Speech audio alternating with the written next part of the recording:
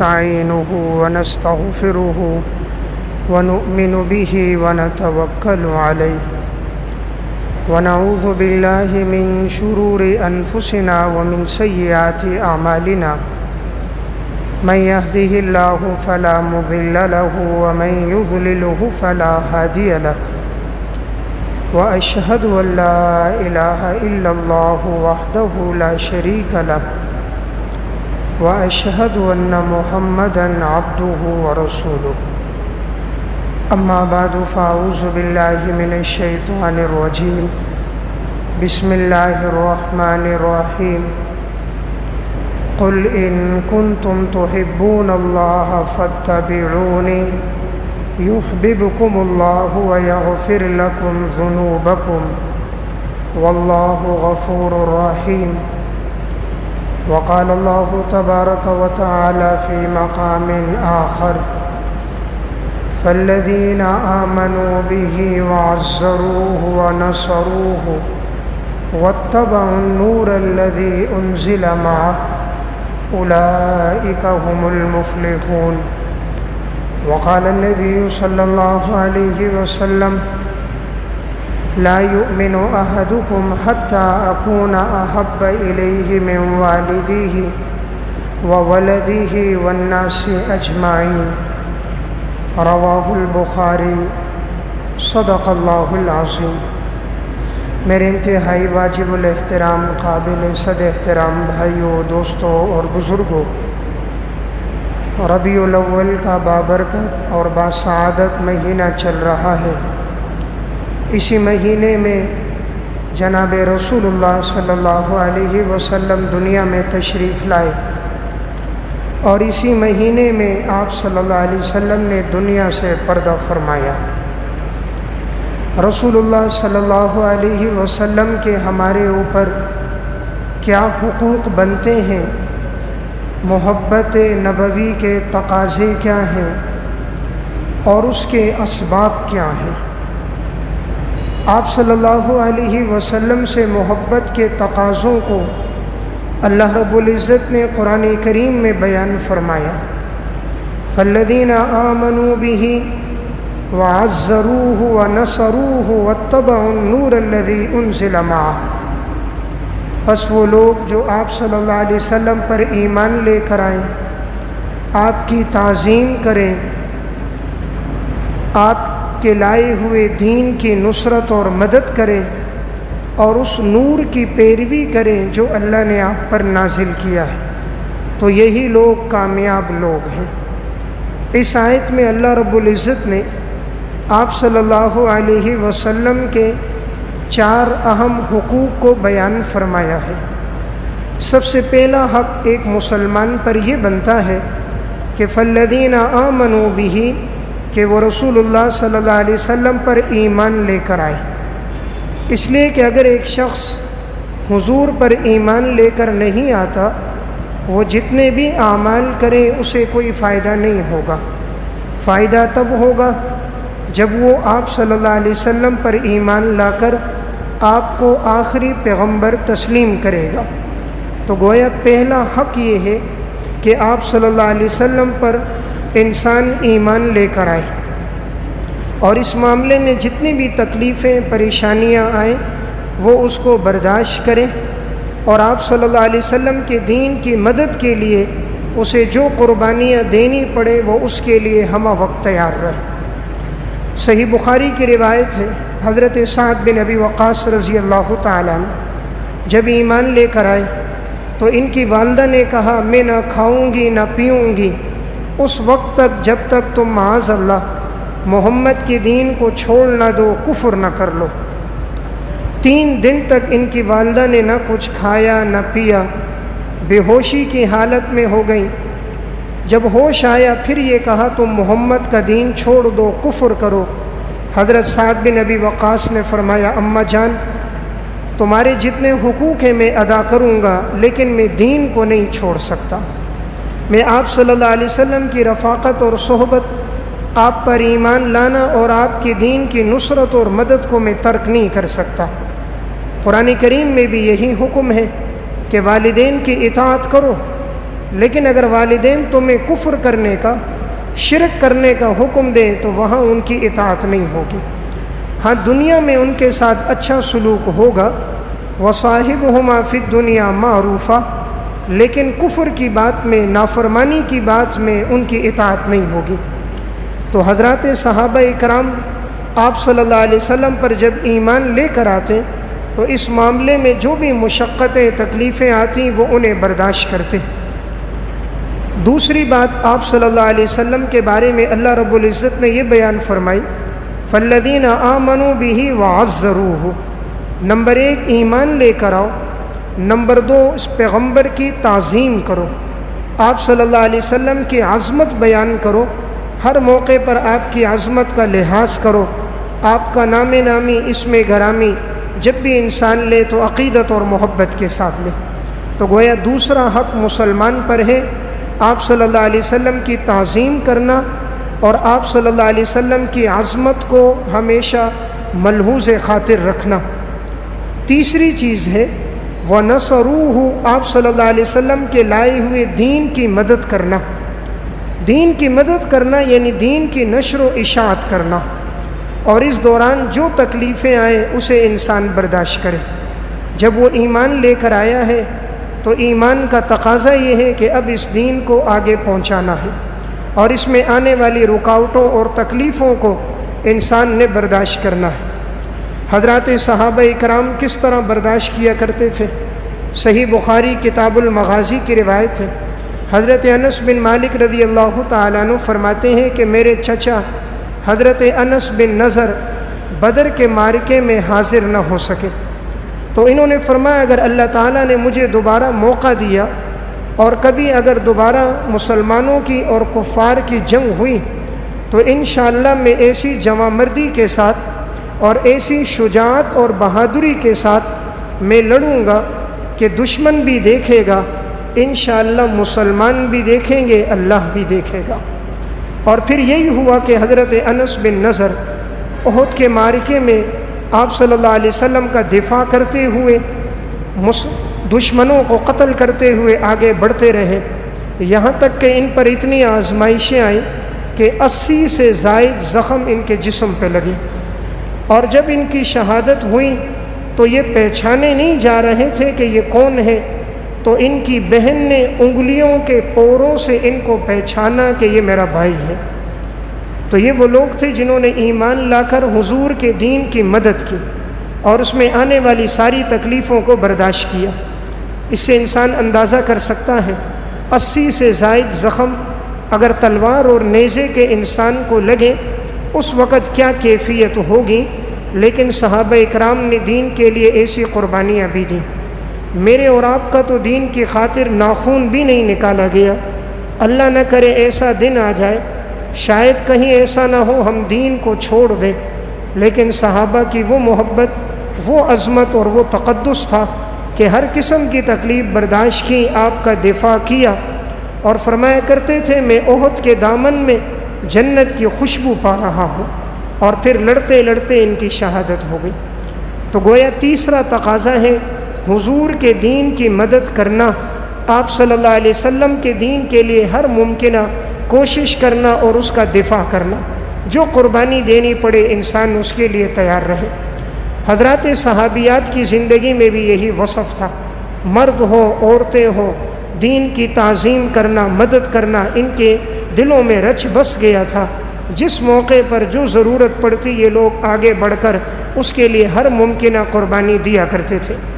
آپ صلی اللہ علیہ وسلم کی پھوپھی ہیں حضرت صفیہ رضی اللہ تعالی عنہا، غزوہ خندق کا موقع تھا، آپ صلی اللہ علیہ وسلم نے عورتوں کو ایک جگہ رکھا، اپنی پھوپھی کو بھی وہیں۔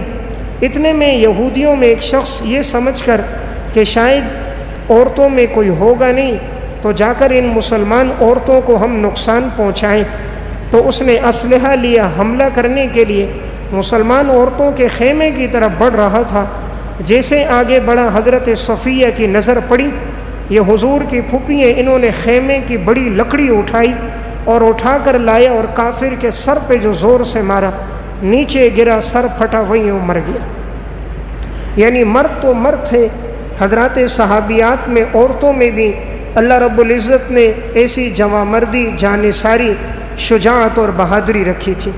تو گویا پہلا تقاضا ہے فالذین آمنوا بہ، حضور پہ ایمان لانا۔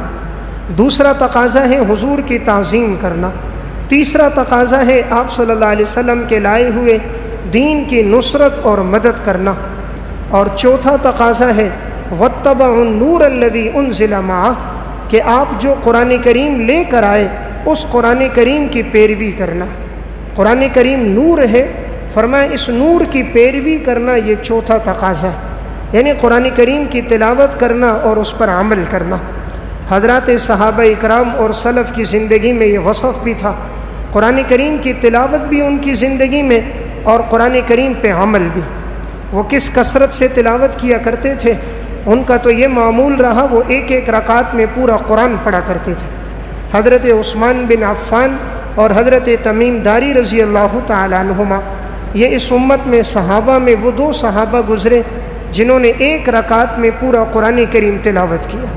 تو قرآن کریم کے ساتھ ایسی محبت اور عشق تھا، تو انہوں نے اس تقاضے کو بھی پورا کیا تھا۔ اس امت میں ایسے لوگ آئے جو ایک ایک دن میں پورا قرآن تلاوت کرتے تھے۔ امام ابو بکر بن عیاش رحمۃ اللہ علیہ کا واقعہ امام نووی رحمہ اللہ نے شرح مسلم میں لکھا، فرمایا کہ جب ان کے انتقال کا وقت قریب آیا، ان کی بیٹی غمگین اور پریشان تھی۔ فرمایا بیٹی پریشان نہ ہو، کیوں تم غمگین ہو؟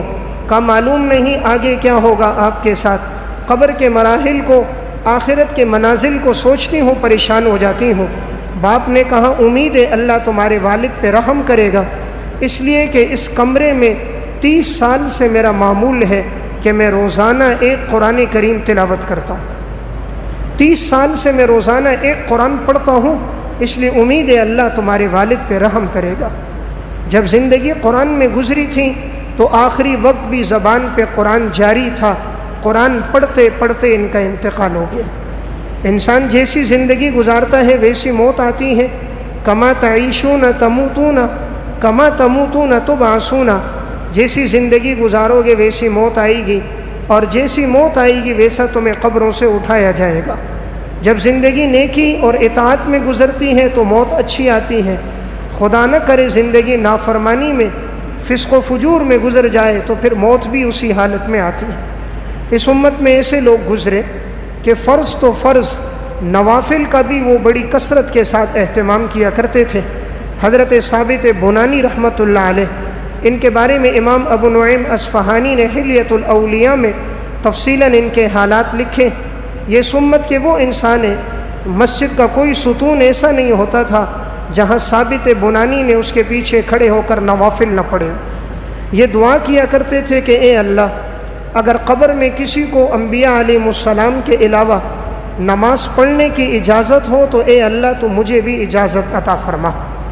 جب ان کا انتقال ہوا، علامہ سیوطی رحمہ اللہ شرح الصدور فی احوال الموتى والقبور میں واقعہ لکھتے ہیں، انتقال کے بعد جب انہیں دفنایا گیا، چند روز کے بعد ان کے قریب کی ایک قبر تھی، اس قبر کو درست کیا جا رہا تھا، اچانک ایک اینٹ ہٹ گئی، اندر نظر پڑی تو تا حد نگاہ قبر کشادہ تھی اور ثابت بنانی اپنی قبر میں نماز پڑھ رہے تھے۔ انہوں نے یوں نظر اٹھا کر پوچھا کیا ہوا؟ تو انہوں نے کہا کچھ نہیں۔ کہا اینٹ رکھ کے بند کر دو۔ کہتے ہم نے دوبارہ اینٹ رکھی، قبر کو بند کر دیا۔ تو زندگی بھر معمول تھا نمازوں کا اہتمام، نوافل کی کثرت، دنیا سے جانے کے بعد بھی اللہ نے ان کے اس اہتمام کو باقی رکھا کہ قبر میں بھی اللہ نے ان کو نماز پڑھنے کی توفیق عطا فرمائی۔ تو میں عرض کر رہا تھا انسان کی جیسی زندگی ہوتی ہے ویسی موت آتی ہے۔ تو یہ چوتھا وصف یہ ہے کہ حضور کی لائی ہوئی کتاب یعنی قرآن کریم پر ایمان لانا، قرآن کریم کی پیروی کرنا، اللہ رب العزت اس کا ہمیں حکم دے رہے۔ آج مسلمان قرآن کی تعظیم تو کرتا ہے لیکن قرآن کے احکامات پہ نہیں چلتا۔ تعظیم تو ہے، قرآن کریم کو اگر الماری میں رکھتا ہے تو اس کی طرف پش نہیں کرتا، سیدھے سیدھے پیچھے آتا ہے کہیں بے ادبی نہ ہو۔ لیکن اسی قرآن کریم میں 700 سے زائد مقامات پر اللہ حکم دیتا ہے اقیم الصلاۃ، نماز پڑھو۔ مسلمان نماز نہیں پڑھتا، قرآن چومتا ہے، بوسہ دیتا ہے، محبت کے لیے گھر میں رکھتا ہے، لیکن قرآن میں جن چیزوں کا حکم ہے اس پر عمل نہیں کرتا۔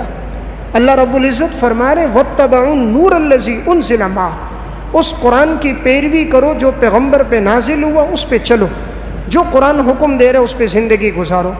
قرآن منع کرتا ہے والدین کی نافرمانی نہ کرو، ان کے سامنے اف بھی نہ کہو۔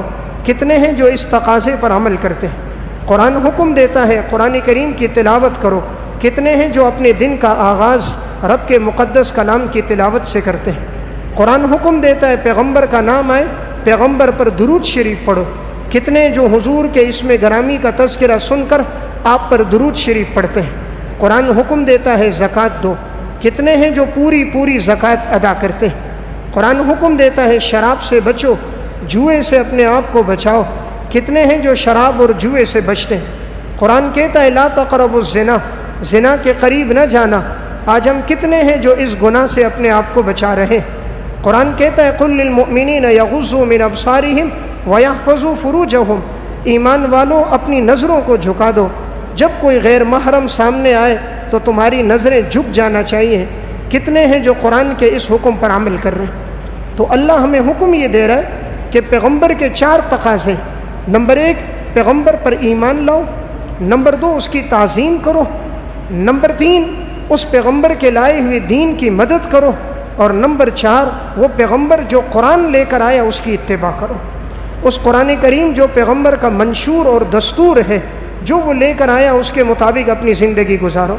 تو میں عرض کر رہا تھا سلف کی اس کے ساتھ بھی محبت اور تعلق تھا، ان کی زندگی بھی گزرتی تھی تو قرآن کریم کی تلاوت کرتے ہوئے، قرآن کریم کے تقاضوں پر عمل کرتے ہوئے۔ تو اس آیت میں ہم سے 4 باتوں کا مطالبہ ہے۔ جب یہ 4 چیزیں کسی کی زندگی میں آ گئیں، اللہ رب العزت فرماتا ہے یہی لوگ کامیاب لوگ ہیں، یہ لوگ کامیاب ہیں جن کی زندگیوں میں یہ 4 چیزیں آئیں گی۔ تو نبوت کے تقاضے یہ 4 باتیں۔ دنیا میں ہر انسان کسی سے محبت کرتا ہوا نظر آتا ہے، اس محبت کے کچھ اسباب ہوتے ہیں۔ انسان یہ محبت کرتا ہے جمال کی وجہ سے یا کمال کی وجہ سے یا احسان کی وجہ سے۔ آپ صلی اللہ علیہ وسلم میں اللہ رب العزت نے تینوں باتیں رکھی تھی۔ دنیا میں محبت کے 3 اسباب ہوتے ہیں، یا کمال یا جمال یا احسان، اور اللہ نے اپنے پیغمبر میں یہ تینوں وصف رکھے، کمالات بھی، جمال بھی، احسان بھی۔ بعض لوگ مال کو بھی شمار کرتے ہیں کہ محبت کا ایک سبب مال ہوتا ہے، لیکن مال سبب نہیں ہے، کیونکہ مال کی وجہ سے چاپلوسی تو ہوتی ہے، مال کی وجہ سے دلی محبت نہیں ہوتی۔ دلی محبت ان 3 چیزوں کی وجہ سے، اور اگر مال کو بھی شمار کر دیا جائے تب بھی اصل غنا یہ نہیں کہ مال زیادہ ہو، اصل غنی اور مالدار وہ ہے جو زیادہ مال لوٹانے والا ہو۔ مال جمع کرنے والا مالدار نہیں ہوتا، مال کو اللہ کے راستے میں خرچ کرنے والا مالدار ہوتا۔ آپ صلی اللہ علیہ وسلم کے پاس جو مال آتا، ما سئل رسول اللہ صلی اللہ علیہ وسلم شیئا قط فقال اللہ، کبھی ایسا نہیں ہوا آپ سے کسی بارے میں سوال کیا گیا ہو اور آپ کی زبان پہ لا آیا ہو، یعنی آپ سے جب بھی کوئی چیز مانگی گئی آپ صلی اللہ علیہ وسلم نے عطا فرمائی۔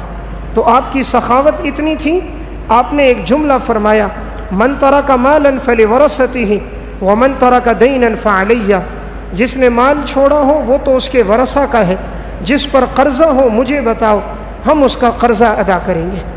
قرضہ ہے مجھے بتانا، مال چھوڑا ہے تو ورثہ میں تقسیم کر دینا۔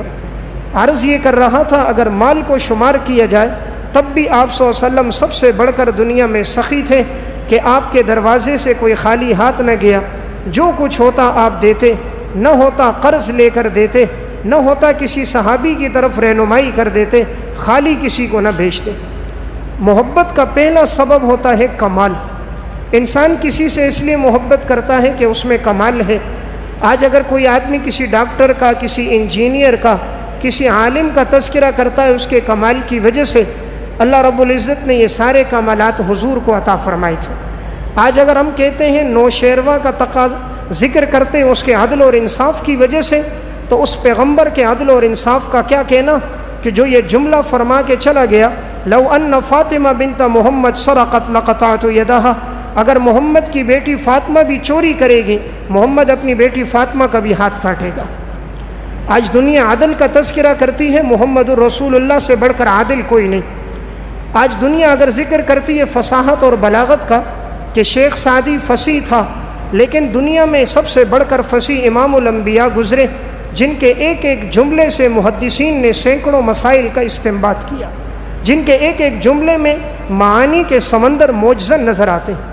آج اگر دنیا کہتی ہے، افلاطون کا تذکرہ کرتی ہے، اس کی حکمت کی وجہ سے، اس پیغمبر کی بصیرت اور حکمت کا کیا کہنا کہ جو تعلیمات لے کر آئے، کل تک وہ لوگ جو اونٹوں کے چرانے والے تھے، آنے والے وقت میں وہ لوگوں کے مقتدا اور پیشوا بن گئے۔ کل تک وہ لوگ جو اونٹوں کی ریس میں جھگڑا کیا کرتے تھے، معمولی باتوں میں قتل و قتال ہو جاتا تھا، حضور کی لائی ہوئی شریعت پر عمل کیا تو انہی لوگوں نے روم اور فارس کو فتح کر دیا، 22 لاکھ مربع میل پر حکومت کر کے چلے گئے۔ آج اگر دنیا ذکر کرتی ہے صحبان کا کہ وہ بڑا بلیغ انسان اور بڑا خطیب انسان گزرا، اس امام الانبیاء کا کیا کہنا، جن کے جملوں کے ایک ایک جملہ زبان سے سرزد ہوتا تھا، آنے والوں کی زندگیوں کو پلٹ دیتا تھا، صرف ایک ایک جملہ سن کر وہ لوگ رائے ہدایت پر آ جاتے تھے۔ یعنی دنیا کے جتنے کمالات بکھرے ہوئے ہیں، اگر ان سارے کمالات کو یکجا دیکھنا ہو تو آپ صلی اللہ علیہ وسلم کی ذات اقدس ہے۔ دوسرا سبب ہوتا ہے احسان۔ انسان کسی سے اس لیے محبت کرتا ہے کہ اس نے اس پر احسان کیا۔ عربی کا ایک مقولہ ہے، الانسان عبد الاحسان، انسان تو احسان کا بندہ ہے۔ کوئی آدمی مشکل میں اس کے ساتھ تعاون کرے تو زندگی بھر اس کو یاد رکھتا ہے کہ اس نے فلاں مشکل میں میرا ساتھ دیا، گھر میں بیماری تھی، مشکلات تھی، اس نے تعاون کیا۔ دنیا میں سب سے بڑے محسن ہمارے آپ صلی اللہ علیہ وسلم ہیں کہ جن کے واسطے سے ہمیں قرآن ملا، جن کے واسطے سے ہمیں دین ملا۔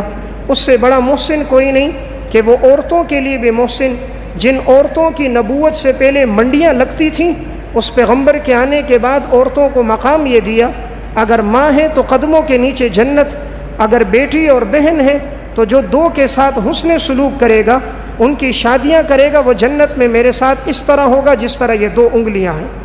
اور اگر بیوی ہے تو فرمایا خیرکم خیرکم لأہلہ وأنا خیرکم لأہلی، تم میں بہترین انسان وہ جو اپنی بیویوں کے ساتھ حسن سلوک کرے، اور میں اپنی گھر والیوں کے ساتھ سب سے زیادہ حسن سلوک کرتا ہوں۔ اس پیغمبر کا احسان مزدوروں پر بھی، کل تک جنہیں لوگ مزدوری نہیں دیتے تھے، اس پیغمبر نے فرمایا اعطوا الاجیر اجرہ قبل ان یجف عرقہ، مزدور کو اس کی مزدوری اس کے پسینے کے خشک ہونے سے پہلے دے دو۔ اس پیغمبر کا احسان یتیموں پر کہ جن کے مالوں کو لوگ غصب کر دیتے تھے، اس پیغمبر نے فرمایا انا کافل الیتیم فی الجنت ہکذا، جو یتیم کی کفالت کرے گا وہ جنت میں میرے ساتھ اس طرح ہوگا جس طرح یہ 2 انگلیاں آپس میں ملی ہوئی ہیں۔ وہ بیوہ عورتیں جن کے مالوں کو غصب کر دیا جاتا تھا، آپ نے فرمایا جو یتیم کی کفالت کرے، بیوہ عورت کے ساتھ حسن سلوک سے پیش آئے، اسے یوں ثواب ملے گا جیسے کہ ایک آدمی ساری رات قیام کرتا ہو، دن بھر روزے رکھتا ہو۔ ہر ایک کے آپ نے حقوق بیان کر کے احسانات کیے۔ محبت کا تیسرا سبب ہوتا ہے جمال۔ پہلا سبب ہے کمال، دوسرا سبب ہے احسان، تیسرا سبب ہے جمال، کہ انسان کسی چیز سے اس لیے محبت کرتا ہے کہ وہ خوبصورت ہے۔ انسان کی فطرت میں یہ چیز شامل ہے کہ وہ خوبصورت چیز سے محبت کرتا ہے اور اسے اپنی زندگی میں لاتا ہے۔ کوئی خوبصورت چیز نظر آئے اپنے گھر لاتا ہے، تتلی کے پروں پر بچھا ہوا پرنٹ دیکھتا ہے، اسے خوبصورت نظر آتا ہے، دیکھ کر مسکرانے لگتا ہے۔ زمرد یاقوت کے پتھر دیکھتا ہے، اچھے لگتے ہیں، اپنی انگوٹھیوں کی گھروں کی زینت بناتا نظر آتا ہے۔ گھر کے اندر کوئی اور حسین چیز بکتی بازار میں نظر آئے تو گھر لے کر آتا ہے۔ معلوم ہوا انسان کو حسن سے بڑی محبت، اور اللہ رب العزت نے آپ صلی اللہ علیہ وسلم کو یہ کمال بھی عطا فرمایا کہ دنیا میں سب سے زیادہ حسین اور جمیل اللہ نے بنایا تو حضور کو بنایا۔ حضرت حسان ابن ثابت رضی اللہ تعالیٰ عنہ فرمانے لگے وَأَحْسَنُ مِنْكَ لَمْ تَرَ قَطُّ عَيْنِي وَأَجْمَلُ مِنْكَ لَمْ تَلِدِ النِّسَاءُ خُلِقْتَ مُبَرَّأً مِنْ كُلِّ عَيْبٍ كَأَنَّكَ قَدْ خُلِقْتَ كَمَا تَشَاءُ۔ اللہ نے آپ کو ایسا خوبصورت بنایا کہ کائنات میں آپ سے زیادہ خوبصورت کوئی نہیں، اور آپ جیسا تو کسی ماں نے کوئی بچہ ہی نہیں جنا۔ اللہ نے آپ کو ہر عیب سے بری بنایا، آپ کو ایسا بنایا جیسا آپ نے خود چاہا۔ جیسے انسان آئینے کے سامنے کھڑے ہو کر یہ کہتا ہے میرا چہرہ یوں ہوتا، رخسار یوں ہوتے، آنکھیں ویسی ہوتی، ناک ایسا ہوتا، انسان کے دل میں جو چاہت آتی ہے اللہ نے اپنے پیغمبر کو اس سے کئی گنا زیادہ خوبصورت بنایا۔ ام المومنین حضرت عائشہ رضی اللہ تعالیٰ عنہ فرمانے لگیں لنا شمس وللآفاق شمس وشمسی خیر من شمس السماء وشمس الناس تطلع بعد فجر وشمسی تطلع بعد العشاء. فرمائے ایک دنیا کا سورج ہے، ایک میرا سورج ہے. دنیا کا سورج صبح طلوع ہوتا ہے، شام کو غروب ہو جاتا ہے. میرا سورج یہ امام الانبیاء، یہ صبح بھی طلوع ہے، شام بھی طلوع ہے. فرمانے لگے یوسف علیہ السلام کو جنہوں نے دیکھا، ان عورتوں نے یوسف علیہ السلام کا حسن دیکھ کر اپنے ہاتھ تو کاٹ ڈالے، لیکن یوسف علیہ السلام پر ایمان نہیں لائیں. جس نے میرے پیغمبر محمد الرسول اللہ کو دیکھا، وہ پہلے ایمان لے کر آیا پھر گردنیں کٹوا دی. وہ پہلے ایمان لے کر آیا اور پھر گردنیں کٹوا دی. اللہ رب العزت نے آپ کو ایسا حسین بنایا. حضرت عبداللہ بن سلام رضی اللہ تعالیٰ عنہ یہود کے بڑے عالم گزرے ہیں. فرماتے ہیں کہ میرے دل میں آیا کہ میں اس پیغمبر کو دیکھوں کہ جو نبوت کا دعویٰ کر رہے ہیں. کہتے میں آپ صلی اللہ علیہ وسلم کے پاس آیا، مسجد نبوی پہنچا. میری جیسے نگاہ امام الانبیاء کے چہرے پہ پڑی، فوراً میں سمجھ گیا اتنا خوبصورت انسان جھوٹا نہیں ہو سکتا. فرماتے رأیت وجہ رسول اللہ صلی اللہ علیہ وسلم عرفت ان وجہہ لیس بوجہ کذاب. میں سمجھ گیا ایسا خوبصورت آدمی جھوٹا نہیں ہو سکتا جس کو اللہ نے اتنا حسن و جمال دیا ہو. آپ کے حسن کو دیکھ کر عبداللہ بن سلام ایمان لے آئے.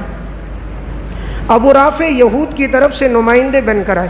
انہیں بھیجا گیا تھا کہ جا کر دیکھو وہ پیغمبر کون سی شریعت لے کر آئے، جا کر ان سے گفتگو کرو. ابو رافع کہتے میں آپ صلی اللہ علیہ وسلم کے پاس آیا. رأیت وجہ رسول اللہ صلی اللہ علیہ وسلم القی فی قلبی الاسلام. میں نے حضور کا چہرہ دیکھا تھا، اللہ نے میرے دل میں ایمان کی محبت ڈال دی. چہرہ دیکھا ہے، کوئی بات نہیں کی، ابو رافع فوراً مسلمان ہو گیا. تو اللہ رب العزت نے اپنے پیغمبر کو ایسا حسن و جمال عطا فرمایا کہ جنہوں نے نبوت کے چہرے کی رعنائیاں دیکھی تھیں، دیکھنے کے فوراً بعد ایمان لے کر آئے اور ساری زندگی پھر آپ کے لائے ہوئے دین کی انہوں نے نصرت اور مدد کی. حضرت جابر ابن سمرہ رضی اللہ تعالیٰ عنہ فرماتے ہیں 14ویں رات کا چاند میرے سامنے تھا. آپ صلی اللہ علیہ وسلم مسجد نبوی کے صحن میں آرام فرما رہے تھے. میں نے فرمایا یا رسول اللہ سر اقدس میری گود میں رکھو. آپ نے رکھا، آرام کر رہے تھے. فرمایا میں 14ویں رات کے چاند کو بھی دیکھتا، نبوت کے چہرے کو بھی دیکھتا. آخر کار ایک جملہ کہہ کر چلے گئے. کہا میں نے 14ویں رات کے چاند میں تو چھائی پائی، لیکن نبوت کے چہرے کو میں نے روشن پایا.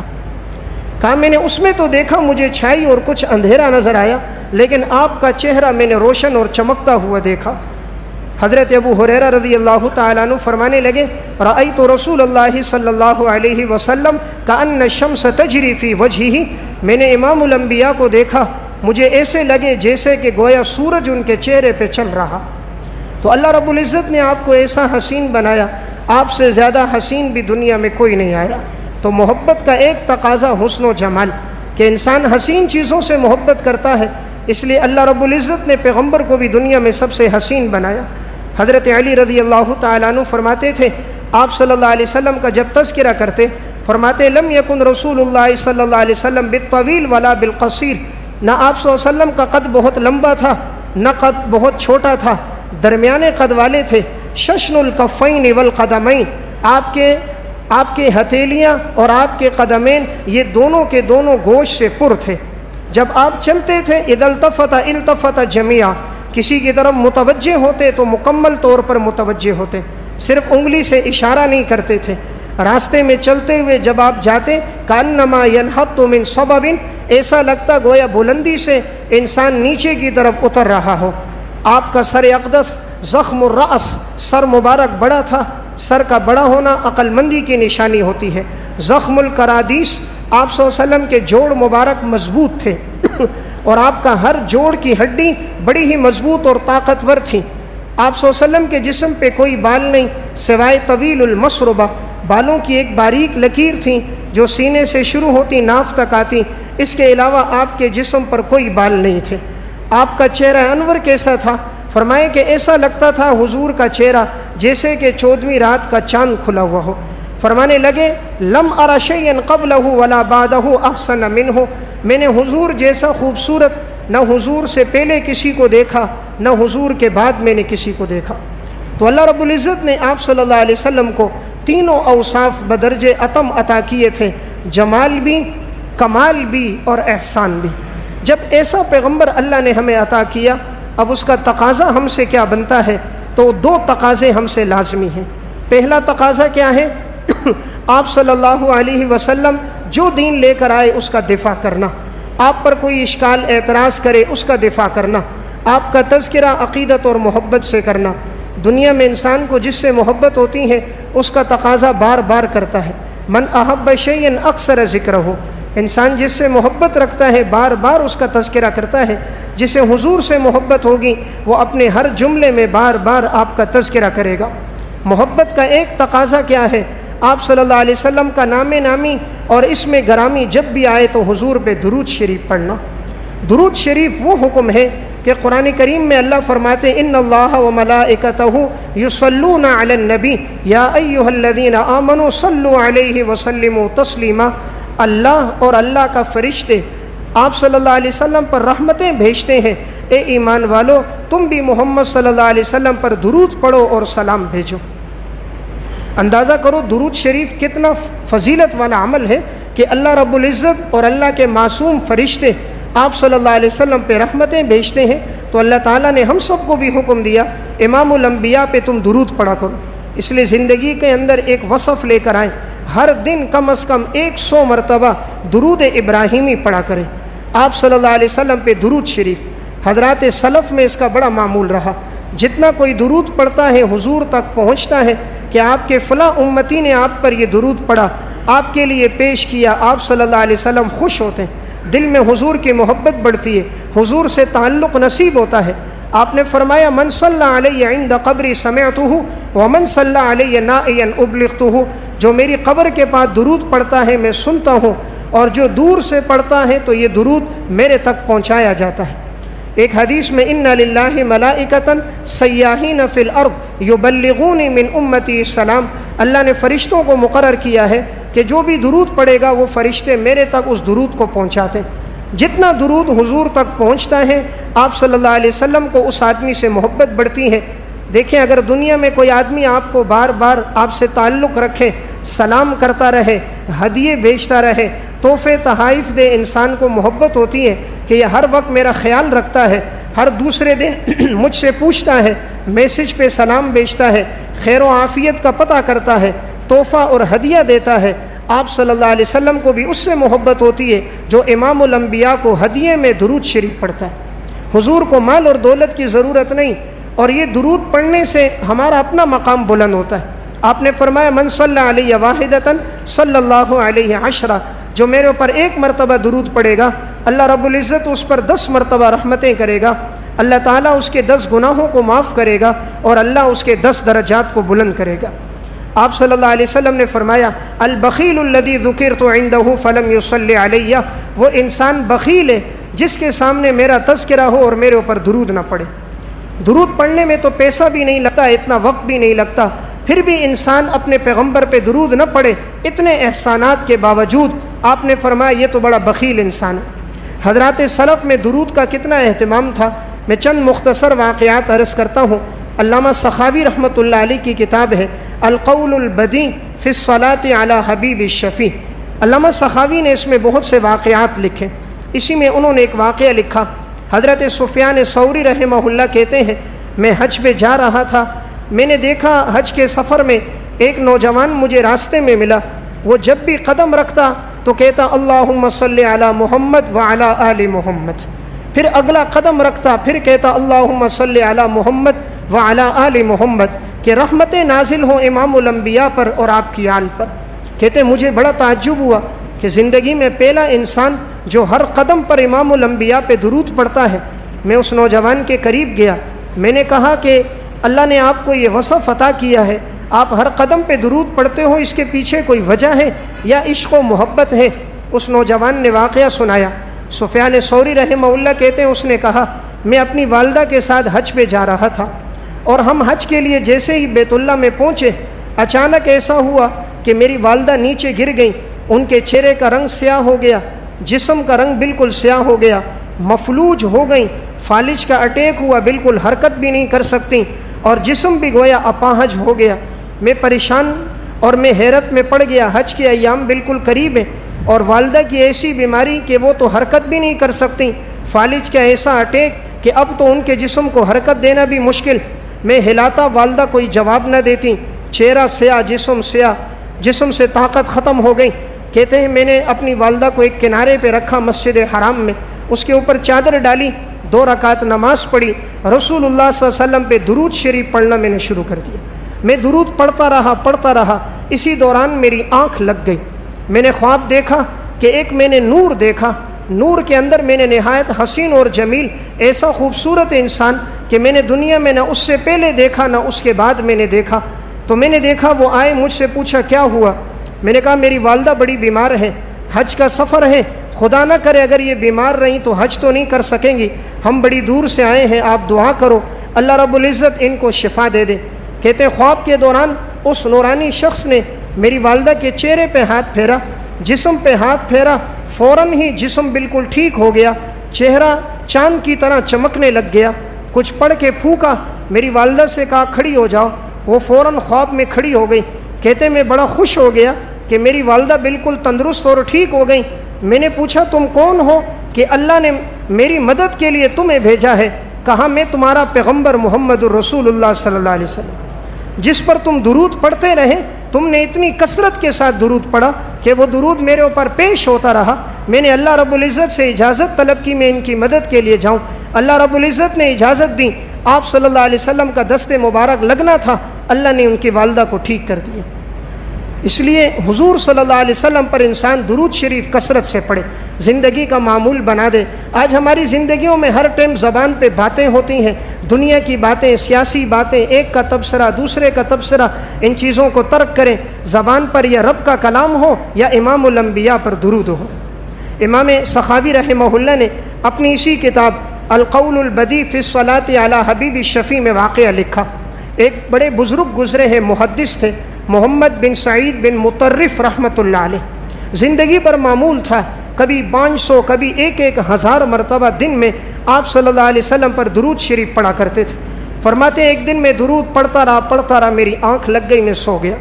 خواب میں نے کیا دیکھا، اچانک میرا کمرہ بالکل روشن ہو گیا، یوں چمکنے لگا جیسے کہ ساری دنیا کے دیے لا کر میرے کمرے میں رکھ دیے ہوں، یوں میرا کمرہ چمک رہا تھا. اچانک میں نے ایک حسین اور جمیل شخص کو دیکھا. میں نے اپنی زندگی میں اس سے پہلے کوئی حسین نہیں دیکھا تھا. وہ میری طرف آگے بڑھے، میں آگے بڑھا، میں نے سلام کیا. میں نے پوچھا کون؟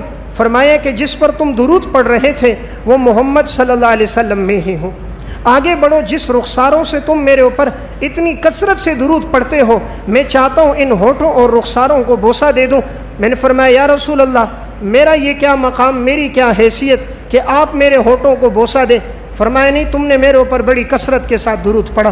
فرمایا آپ صلی اللہ علیہ وسلم میرے قریب ہوئے اور حضور نے میرے ہونٹوں کو اور میرے رخسار کو بوسہ دیا. فرمایا تھوڑی دیر بعد میری آنکھ کھل گئی، سارا کمرہ خوشبو کے ساتھ معطر تھا. اس دن کے بعد سے لے کر مہینوں تک ان کے ہونٹوں سے اور رخساروں سے خوشبو آتی تھی. آپ صلی اللہ علیہ وسلم پہ درود پڑھا تو اللہ رب العزت نے نوازا. درود بھی وہ پڑھیں، درود ابراہیمی، جو درود آپ صلی اللہ علیہ وسلم نے امت کو سکھایا ہے. یہ وہ درود ہے جو ہم نماز میں پڑھتے ہیں. اس درود کا اہتمام کرنا چاہیے کیونکہ یہ حضور نے سکھایا. ایک وہ درود ہے جو انسان اپنی مرضی سے پڑھے اور ایک وہ درود ہے جو خود رسول اللہ صلی اللہ علیہ وسلم نے سکھایا ہے. علامہ سخاوی رحمۃ اللہ علیہ نے اپنی اسی کتاب میں ایک اور واقعہ لکھا. علامہ سخاوی رحمہ اللہ کہتے ہیں کہ ایک عورت حضرت حسن بصری رحمہ اللہ کے پاس آئی اور حسن بصری رحمہ اللہ سے کہا میں نے گزشتہ رات خواب دیکھا اور میں خواب میں اپنی بیٹی کو دیکھنا چاہ رہی تھی، لیکن مجھے میری بیٹی خواب میں نہیں آتی. رشتہ دار خواب میں آتے ہیں، دوست احباب آتے ہیں، لیکن میں نے آج تک اپنی بیٹی کو نہ دیکھا. میں چاہتی ہوں دیکھ لوں میری بیٹی کس حالت میں ہے. تم مجھے کوئی عمل بتاؤ کہ مجھے اپنی بیٹی کی زیارت ہو جائے. حسن بصری رحمہ اللہ نے انہیں بتایا عمل. فرمایا کہ تم 4 رکعت نماز پڑھو اور اس نماز میں تم ہر رکعت میں سورہ تکاثر پڑھو. 4 مرتبہ سورہ تکاثر پڑھنا اور اس کے پڑھنے کے بعد تم باوضو ہو کر بستر پہ آنا.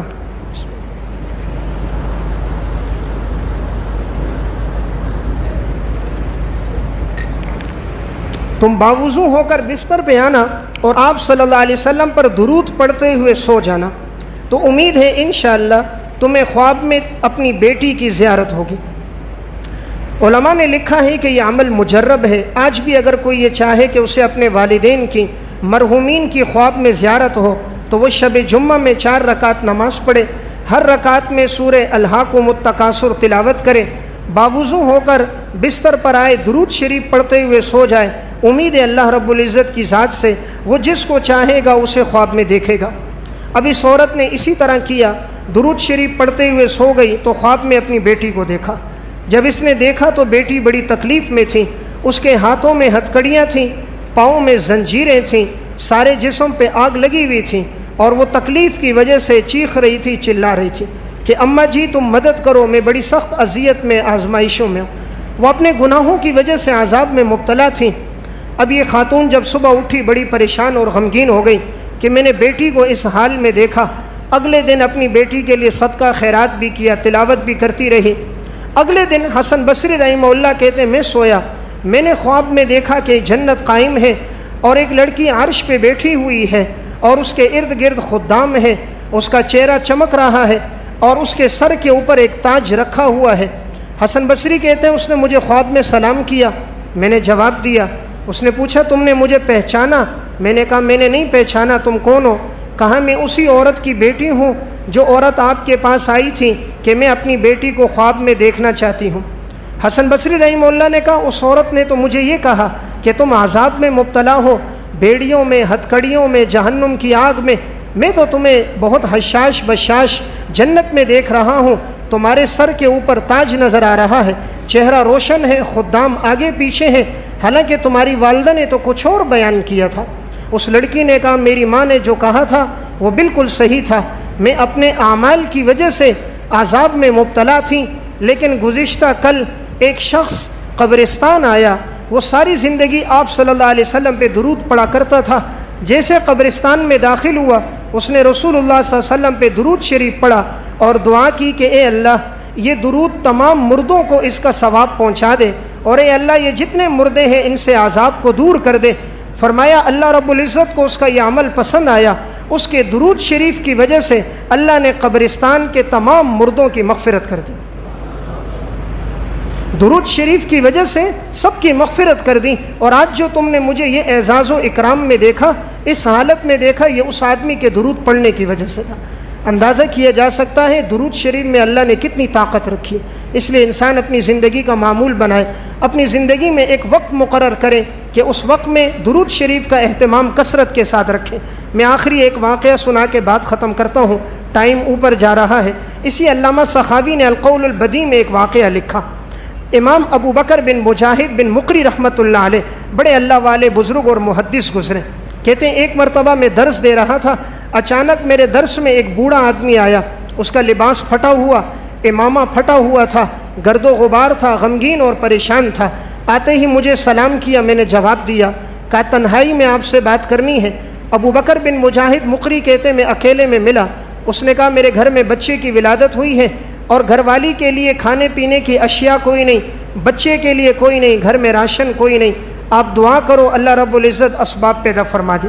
یہ انسان بڑا متقی اور نیک صالح آدمی تھا، درود پڑھنا اس کی زندگی کا بھی معمول تھا۔ ابو بکر بن مجاہد مقری کہتے میں نے اس کی بات سنی، میں غمگین ہوا، کاش میرے پاس اتنے ہوتے میں اس کے ساتھ تعاون کرتا۔ کہتے ہیں اسی حالت میں مجھے اونگ آ گئی میں اسی وقت نیچے لیٹا، جب سو گیا خواب میں رسول اللہ صلی اللہ علیہ وسلم کی زیارت ہوئی۔ آپ نے فرمایا ابو بکر جاؤ اور اس وقت کا جو وزیر تھا علی بن عیسیٰ کا اس کے پاس جاؤ اس کو جا کر میرا سلام کہو اور اس کو کہو تو ہر رات شب جمعے میں میرے اوپر 1000 مرتبہ درود پڑھتا تھا، لیکن اس مرتبہ تو نے 700 دفعہ پڑھا اور اس کے بعد تجھے بادشاہ نے بلایا تو بادشاہ کے کام میں چلا گیا، باقی دفعہ درود تو نے بعد میں پڑھا۔ کہا جا کر اس کو یہ بتا میں تیرے درود سے خوش ہوتا ہوں اور اس کو میرا سلام بھی بھیجو اور کہو اس آدمی کے ساتھ 100 دینار کا تعاون کرے۔ ابو بکر بن مجاہد مقری کہتے میں گیا، علی بن عیسیٰ وزیر کے پاس پہنچا، جیسے پہنچا میں نے کہا کہ میں نے خواب میں آپ صلی اللہ علیہ وسلم کو دیکھا ہے، یہ دور کے بڑے محدث تھے، فرمایا حضور نے ان کو بھیجا ہے کہ تم انہیں 100 دینار دو، اور آپ صلی اللہ علیہ وسلم نے وہ عمل بتایا کہ تم حضور پہ درود پڑھا کرتے تھے، اس نے جب یہ ساری بات سنی سمجھ گیا بالکل سچ کہہ رہے کہ واقعی میں ہر جمعرات میں 1000 دفعہ پڑھتا ہوں، اور میں نے 700 دفعہ گزشتہ جمعرات میں پڑھا، پھر 300 دفعہ بعد میں پڑھا۔ وہ بڑا خوش ہوا کہ حضور کو میرا درود پیش ہوا، آپ صلی اللہ علیہ وسلم نے مجھے سلام کہا۔ وزیر اٹھا اپنی نشست پر، ابو بکر بن مجاہد مقری کو اور اس بوڑھے آدمی کو بٹھایا، اپنے خادم سے کہا جاؤ 100 دینار لے کر آؤ۔ دینار سونے کا ہوتا ہے۔ تھیلی میں 100 دینار ڈالے اور لا کر اس بابا کو دیے، کہا تمہارے ساتھ تعاون کا مجھے حضور نے کہا ہے۔ پھر کہا 100 دینار لاؤ۔ 100 دینار لائے، ابو بکر بن مجاہد کو دیے، کہا تمہیں خواب میں حضور کی زیارت ہوئی، تمہارے واسطے سے حضور کا سلام مجھے پہنچا، 100 دینار اسے دیے۔ پھر تھوڑی دیر بعد اٹھے گھر گئے، 100 دینار اور لے کر آئے، کہا تمہاری وجہ سے حضور کا سلام مجھے پہنچا، امام الانبیاء میرے درود سے خوش ہوئے۔ پھر 100 دینار لے کر آئے، پھر اس کو دیے۔ پھر اٹھے گھر گئے، 100 دینار لے کر آئے، پھر اس کو دیے۔ 10 مرتبہ اٹھے، 1000 دینار لے کر آئے۔ دینار سونے کا ہوتا ہے، کروڑوں روپے مالیت آج کے دور میں۔ 1000 دینار لا کر اس بوڑھے کے سامنے رکھ دیے۔ پھر گھر گئے تو گھر میں کچھ بھی باقی نہیں بچا۔ کہا اللہ کی قسم اگر اس سے زیادہ ہوتا تو میں اس کو یہ بھی دے دیتا۔ تو اندازہ کریں اس واقعے سے کہ انہیں کتنی محبت تھی، حضور سے کیسا تعلق تھا۔